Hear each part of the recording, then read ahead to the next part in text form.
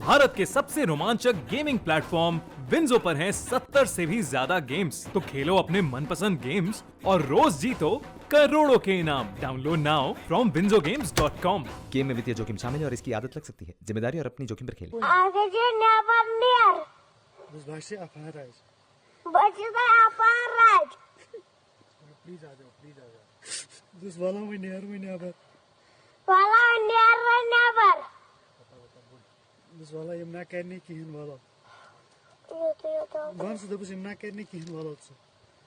Valla yumna kannak kiyen. Dus वाला मैं अच्छी फेर इनको. Valla मेरी जोन फियरन. देखिए, भारत के खिलाफ बंदूक उठाने का नतीजा क्या होता है, यह हर किसी को मालूम है। हर बंदूक उठाने वाले को जमीन के नीचे सुरक्षा बल गाड़ ही देते हैं। इसके बावजूद सुरक्षा बल मौका देते हैं कि बंदूक रख दो, सरेंडर कर दो, आम आदमी की तरह जिंदगी बसर करो। जिन मासूमों की आवाज आपने वीडियो के शुरुआत में सुने, वो इसी मुहिम का हिस्सा है।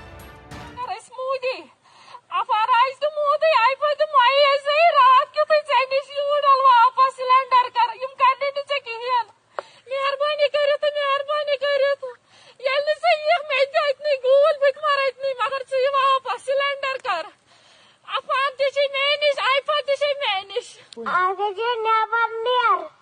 Dus başta aparaj. Başında yaparlar. Please आ जाओ, please आ जाओ. Dus वाला में नहीं आबर. Valla ne var? Dus वाला यमना करने की हिन वाला. Yutu. Van से दबस यमना करने की हिन वाला उत्सव. Valla yumna kannak kiyen. Dus वाला मैं अच्छी फेर इनको. Valla मेरी जोन फियरन. ये वीडियो जो आपने अभी अभी देखा है, वो शोपिया एनकाउंटर के वक्त का है, जहां कई आतंकी छिपे हुए थे। उन्हीं आतंकियों में से एक आतंकी आकिब अहमद के परिवार वालों तक सुरक्षा बल पहुंचते हैं। सुरक्षा बल एनकाउंटर वाली जगह पर उनके परिवार को लेकर आते हैं। उनके परिवार वाले आकिब को सरेंडर कर देने की अपील करते हैं। उनका बच्चा गिड़गिड़ाता है कि बंदूक रख दो, सरेंडर कर दो। लगातार कोशिशें होती हैं, रात भर इंतजार होता है, लेकिन आकिब बंदूक छोड़ने को, सरेंडर करने को राजी नहीं होता है। इसके बाद उसकी जिद उसे जहन्नुम पहुंचा देती है। ये खबर कल शाम को आई थी पुलिस की तरफ से, और आप लोग सब इस चीज़ से भी बिल्कुल वाकिफ़ हैं कि पुलिस, सीआरपीएफ और आर्मी के अंदर बिल्कुल 100% तालमेल है। तो बताए हुए प्लान के हिसाब से तीनों फोर्सेस अपने अपने प्लान के हिसाब से लोकेशन पर गई हैं। लोकेशन पर पहुंचने के बाद, जैसे आईजी साहब बता रहे थे, सबसे पहले एक ही हमारी बटालियन से ही, जो कि 44 RR है, वो जाके उसकी फैमिली तक पहुंची है। उसकी फैमिली, उसकी वाइफ को, उसके बच्चे को लेकर इनकाउंटर साइट पर गए हैं। 34 RR को उन्होंने उसको हैंड ओवर किया है, और 34 RR ने फिर इन लेडी को आगे बढ़कर पहले सरेंडर अपील कराई है। उसके बाद उसके बच्चे को भी फैसिलिटेट किया है, जो कि 4 साल का था, कि शायद उसके कहने से वो वापस आएगा। अभी हमें ये पता लग रहा है कि आकिब तो वापस आना चाह रहा था, पर अंदर बैठे हुए 1-2 और जो थे, उन्होंने उसको रोक लिया था। तो शायद अगर वो आ जाता अपने दिमाग से, तो शायद हम उसको बचा लेते। उसके बाद उसके ब्रदर इन लॉ को भी हमने आगे किया, उसने भी जाके उसको सरेंडर अपील के लिए कोशिश करी है। यही चीज़ तब भी हमारे को पेश आई, और तभी अगर आप देखेंगे, रात से लेकर हम सुबह तक इसीलिए डिले कर रहे थे कि हम जितना हो सके कोशिश करें और सरेंडर ले सकें। पर जब वो सारी चीज़ें फेल हो गई और अंदर से फायर तेज़ हो गया, तब हमारे पास कोई चारा नहीं था कि अब हम अपनी अगली कार्रवाई कर सकें।